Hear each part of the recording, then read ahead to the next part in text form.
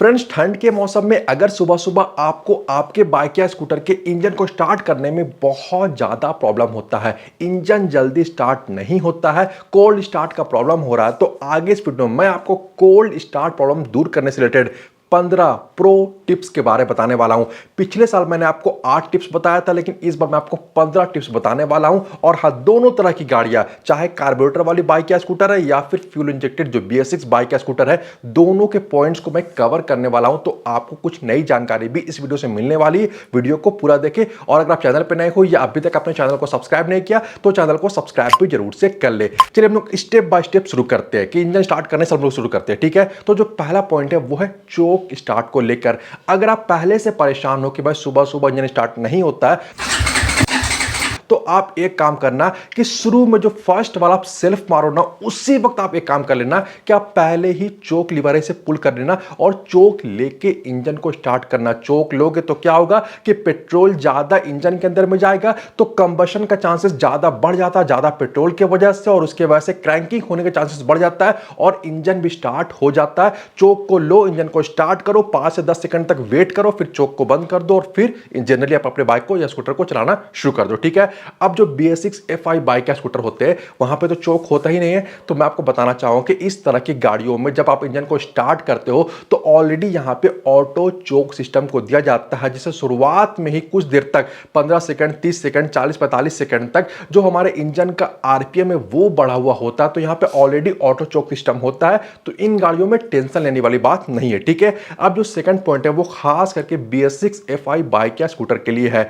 चूंकि यहां पे फ्यूल पंप मोटर को दिया जाता है, तो जस्ट अगर कोल्ड स्टार्ट का प्रॉब्लम आ रहा है, वैसे भी इन जनरल आपको ये वाला काम करना चाहिए कि आप गौर करते हो कि जैसे ही आप इग्निशन को ऑन करते हो तो आपको फ्यूल पंप मोटर के ऑन होने का भी 2 से लेकर 3 सेकंड तक आवाज आता है।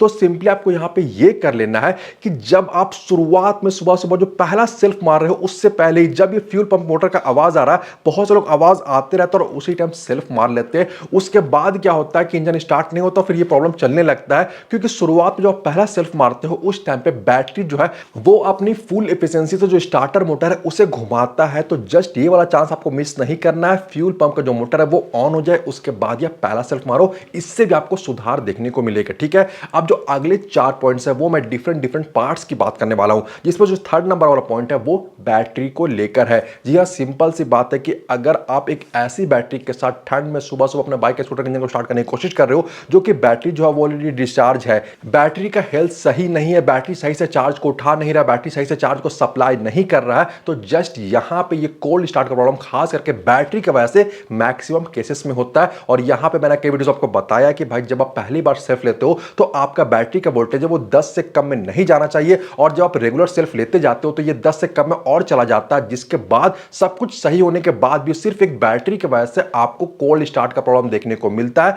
तो आप देख लेना कि बैटरी हेल्दी कंडीशन में हो, और ये आप खुद से घर में भी चेक कर सकते हो कि बैटरी का हेल्थ कितना होना चाहिए, कैसे होना चाहिए। इससे रिलेटेड वीडियो का लिंक आपको डिस्क्रिप्शन में मिल जाएगा। साथ ही मैं आपको एक प्रो टिप भी देना चाहूंगा कि आपको क्या करना है कि भाई जब आप एक सेल्फ मारो और इंजन स्टार्ट नहीं हो तो 2 से लेकर 3 सेकंड तक या 4 सेकंड तक वेट करना, उसके बाद दोबारा सेल्फ मारना, क्योंकि जब तुरंत सेल्फ मारते हो तो बैटरी चार्ज को रीस्टोर नहीं कर पाता है और उल्टा ये जो इंजन को स्टार्ट करने में और देरी हो जाता है। तो एक सेल्फ 3 से 4-5 सेकंड तक वेट, फिर दोबारा सेल्फ, ठीक है।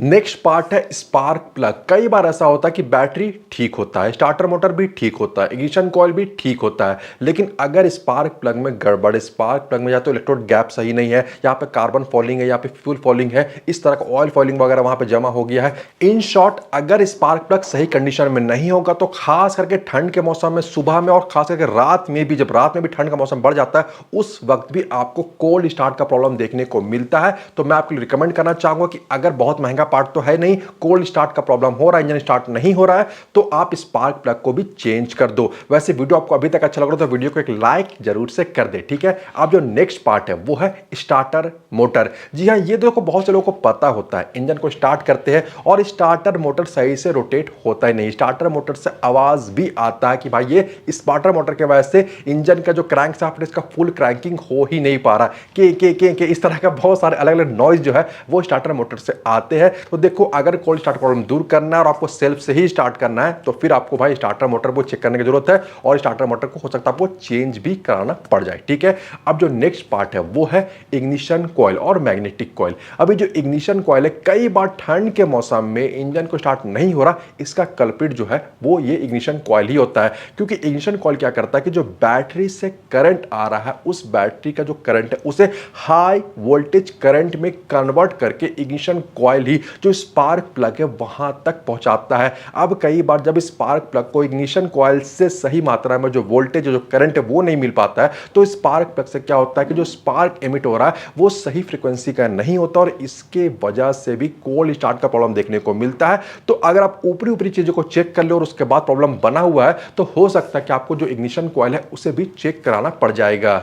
नेक्स्ट पॉइंट है कार्बोरेटर सेटिंग। कई बार क्या हो जाता है कि कार्बोरेटर ज्यादा हवा और कम पेट्रोल इंजन के अंदर में लगातार भेजते रहता है, जिससे हम लोग कहते हैं लीन एयर फ्यूल मिक्सचर। लेकिन जब एटमॉस्फेरिक एयर जो है वो ठंडा है, बाहर का जो तापमान है वो ठंडा, साथ ही इंजन भी ठंडा है, जो हमारा इंजन का ऑयल है उसकी भी विस्कोसिटी वो ज्यादा विस्कस है, वो ज्यादा गाढ़ा है, ऐसे में उस लीन एयर फ्यूल मिक्सचर की वजह से भी कोल्ड स्टार्ट का प्रॉब्लम देखने को मिलता है। तो जस्ट आपको मैकेनिक से जाके जो कार्बोरेटर की सेटिंग है वो सही करा लेनी चाहिए। 14.7:1 जो आइडियल एयर फ्यूल मिक्सचर है वो होना चाहिए। और इससे भी क्या हो जाएगा कि अगर कार्बोरेटर की सेटिंग सही होगी तो जब आप क्रैंकिंग करोगे, जब आप किक मारोगे, उस टाइम पे सही अमाउंट में, सही रेशियो में जो एयर और फ्यूल है वो इंजन के अंदर में आएगा और इससे भी जो कोल्ड स्टार्ट का प्रॉब्लम है वो दूर हो जाएगा। ठीक है, अब जो नेक्स्ट पॉइंट है वो FI बाइक स्कूटर के लिए, चूंकि यहां पे इंजन टेम्परेचर सेंसर को दिया जाता है जो कि इंजन का टेम्परेचर है उसे सेंस करते रहता है और ये जो डेटा है वो ECU को भेजते रहता है। तो कई बार अगर इस तरह का कोई भी सेंसर आपके बाइक स्कूटर जो नई वाली वहां पे खराब हो गया है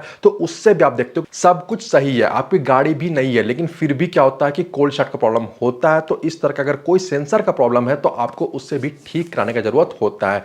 ठीक है, जो नेक्स्ट पॉइंट है वो एयर फिल्टर से जुड़ा हुआ है। अब बहुत से लोग कहेंगे कि भाई कोल्ड स्टार्ट प्रॉब्लम की बात हो रही है, यहाँ पे एयर फिल्टर कहां से आ गया? तो देखो, जब एटमॉस्फेरिक टेम्परेचर वो ठंडा होता है उस टाइम पे जो एयर है वो ज्यादा डेंसर होता है। वहीं दूसरी तरफ अगर एयर फिल्टर जो है वो ज्यादा गंदा है, ऐसे में जब आप सेल्फ स्टार्ट या किक स्टार्ट करने की कोशिश कर रहे हो और सही अमाउंट में अगर एयर भी नहीं जाए, वो भी गड़बड़ हो जाए, तो उससे भी, चूंकि पेट्रोल को जलने के लिए एयर का रिक्वायरमेंट होता है, इसके ऊपर मैंने एक्सपेरिमेंट भी किया है तो मैं इसके बारे में ज्यादा आपको इस वीडियो में नहीं बताऊंगा। तो सिर्फ और सिर्फ पेट्रोल नहीं जल सकता, साथ ही एयर का रिक्वायरमेंट होता है और जब आप एयर फिल्टर को क्लीन करके लगा दोगे तो उससे भी अगर सही अमाउंट में एयर जाएगा तो फिर वहां पे कंबसन प्रोसेस ज्यादा बेहतर तरीके से हो सकता है। तो जस्ट एयर फिल्टर को आप क्लीन कर दो, आप देखो कि ये प्रॉब्लम आपको देखने को नहीं मिलेगा। ठीक है, नेक्स्ट पॉइंट है RR यूनिट, यानी कि रेगुलेटर रेक्टिफायर यूनिट। आप सबने बाइक या स्कूटर में इस तरह का पार्ट को जरूर से देखा होगा। अलग अलग बाइक और स्कूटर में ये जो आपको RR यूनिट है ये अलग अलग डिजाइन, साइज, शेप और टाइप का दिखाई देगा, जैसे कि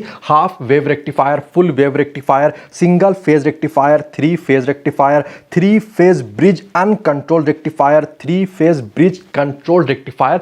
बेसिकली इसका काम ये होता है कि जब आप अपनी गाड़ियों को चलाते हो और आपका जो मैग्नेटिक कॉइल जो अल्टरनेटिंग करंट प्रोड्यूस कर रहा है, ये जो RR यूनिट है उस अल्टरनेटिंग करंट को, AC करंट को DC करंट में कन्वर्ट करता है, जिससे कि हमारे बाइक या स्कूटर की बैटरी चार्ज होती है। तो ये जो RR यूनिट है वो भले डायरेक्टली नहीं लेकिन इनडायरेक्टली, चूंकि ये खराब है, बैटरी चार्ज नहीं हो रही है, बैटरी लो है, बैटरी ड्रेन हो रही है और फिर क्या होता है कि कोल्ड स्टार्ट का प्रॉब्लम शुरू हो जाता है। तो फिर अगर आप बहुत सी चीजों को चेक कर ले रहे, ये प्रॉब्लम दूर नहीं हो रहा है, तो फिर आपको RR यूनिट को भी चेक करा लेना चाहिए। ठीक है, अब जो नेक्स्ट पॉइंट है वो है आइडलिंग RPM। इसका भी रोल बहुत इंपॉर्टेंट हो जाता है। कई बार ठंड में क्या होता है कि इंजन क्रैंकिंग तो हो जाता है, इंजन स्टार्ट तो हो जाता है, लेकिन इंजन स्टार्ट होते ही बंद हो जाता है। होता यह है कि जब आप किसी भी बाइक या स्कूटर के इंजन को स्टार्ट करते हो, आप एक्सीलरेटर नहीं ले रहे हो, उस वक्त जो क्रैंकशाफ्ट का रोटेशनल स्पीड है, क्रैंकशाफ्ट का जो RPM है, क्रैंकशाफ्ट 1 मिनट में कितनी बार घूम रहा है, इसे हम लोग आइडलिंग RPM कहते हैं। कई बार क्या होता है कि ये आइडलिंग RPM कम होता है, एज पर इंजन कैपेसिटी जितना होना चाहिए उससे कम होता है और मैकेनिक बहुत आसानी से इस आइडलिंग RPM को सेट कर देते हैं, वहां पे स्क्रू वगैरह होता है। तो जस्ट मैं आपको रिकमेंड करूंगा कि अगर कोल्ड स्टार्ट का प्रॉब्लम हो रहा है तो आप RPM को भी जरूर से सही सेट करा ले। उससे क्या होगा कि एक बार जब क्रैंकिंग हो जाएगा तो इंजन बंद नहीं होगा, आप क्लच दबाओगे तो भी इंजन बंद नहीं होगा, आप एक्सीलरेटर डाउन करोगे तब भी इंजन बंद नहीं होगा। तो आपको यह काम करा लेना चाहिए। ठीक है, अब जो नेक्स्ट 2 पॉइंट्स है वो सभी गाड़ियों के लिए नहीं है, कुछ सिलेक्टेड गाड़ियों के लिए है, जिसमें से जो पहला पॉइंट है वो है पेट्रोल एडिटिव। देखो, कई बार क्या होता है कि जो पेट्रोल का कंबशन इंजन के अंदर में नहीं हो रहा, वो पेट्रोल के सही तरीके से परफॉर्म नहीं करने की वजह से भी होता है। यहाँ पे पेट्रोल एडिटिव कुछ गाड़ियों के लिए खास करके क्या होता है कि वहाँ पे काम में आ जाता है। तो मैं आपको रिकमेंड करूंगा कि अगर कोल्ड स्टार्ट का प्रॉब्लम बहुत ज़्यादा हो रहा है, तो आपने बहुत कुछ चेंज कराया, चेक कराया, फिर भी ये प्रॉब्लम नहीं दूर हो रहा है, तो आप पेट्रोल एडिटिव्स को भी अपने पेट्रोल में मिक्स कर सकते हो और ट्राई कर सकते हो। कुछ दिनों के लिए ट्राई कर लेना, आप 2 4 5 दिनों के लिए। आप देखना कि इसके वजह से भी चांसेस है कि जो कोल्ड स्टार्ट प्रॉब्लम आपका आ रहा है वो बहुत हद तक दूर हो जाएगा।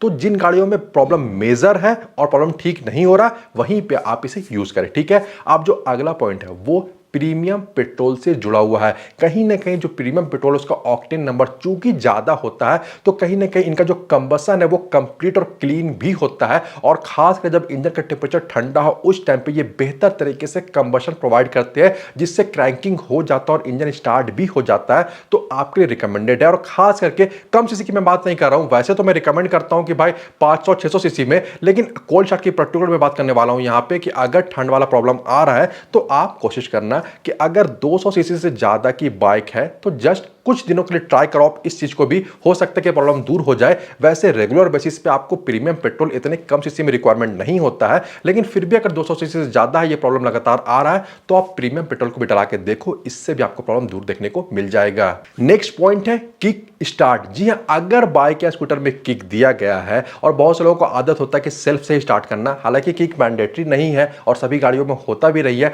लेकिन फिर भी मैं आपको रिकमेंड करूंगा कि अगर किक दिया गया है, सेल्फ से स्टार्ट नहीं हो रहा, तो ज्यादा परेशान होने का रिक्वायरमेंट नहीं है। आप कोशिश करो कि किक स्टार्ट कर लो। चांसेस होता है कि अगर सेल्फ से स्टार्ट नहीं हो रहा, तो बहुत केसेस में क्या होता है कि कोल्ड स्टार्ट प्रॉब्लम किक से भी दूर हो जाता है, तो आप किक स्टार्ट को भी ट्राई कर सकते हो। और फाइनली जो आखिरी पॉइंट है वो है विंटर इंजन ऑयल, यानी कि ठंड वाला इंजन ऑयल। इंजन ऑयल जब इंजन ठंडा, उस टाइम पे इंजन के अंदर में किस तरह से फ्लो कर रहा है, क्रैंकिंग को कितना स्मूथ बना रहा है, ये बहुत हद तक जो इंजन ऑयल की विस्कोसिटी है उसके ऊपर में भी डिपेंड करता है। सभी इंजन ऑयल ठंड में इंजन के अंदर में सही से फ्लो, सही से लुब्रिकेट नहीं करते हैं, तो यहां पे आपको विंटर ग्रेड इंजन ऑयल को यूज करना चाहिए। अब इसके ऊपर मैं इस वीडियो में बहुत डिटेल में बात नहीं करूंगा, जस्ट 2-3 दिन पहले ही मैंने इसको पर डिटेल वीडियो बनाया है, उसका लिंक आपको डिस्क्रिप्शन में मिल जाएगा। वहां पे आप समझ पाओगे कि एग्जैक्टली ये विंटर इंजन ऑयल होता क्या है, तो उसका लिंक डिस्क्रिप्शन में है, आप वहां पे जाकर उस वीडियो को देख सकते हो। तो उम्मीद है कि आज की इस वीडियो में मैंने आपको कुछ टिप्स बताए हैं, इससे आपको जो कोल्ड स्टार्ट का प्रॉब्लम है वो बहुत हद तक दूर हो जाएगा। वीडियो अच्छा लगा तो वीडियो को लाइक और शेयर जरूर से कर दे। वीडियो के बारे और चैनल के बारे में अपनी राय आप मुझे कमेंट करके जरूर बताएं। इसके अलावा अगर आप चैनल पर नए हो या अभी तक आपने चैनल को सब्सक्राइब नहीं किया, तो चैनल को सब्सक्राइब करके बेल आइकन को जरूर से दबा दे, ताकि आने वाले इंपॉर्टेंट वीडियोस के अपडेट आपको नोटिफिकेशन के थ्रू मिलते रहे। मिलते हैं अगले वीडियो में। Thanks for watching this video. Good bye.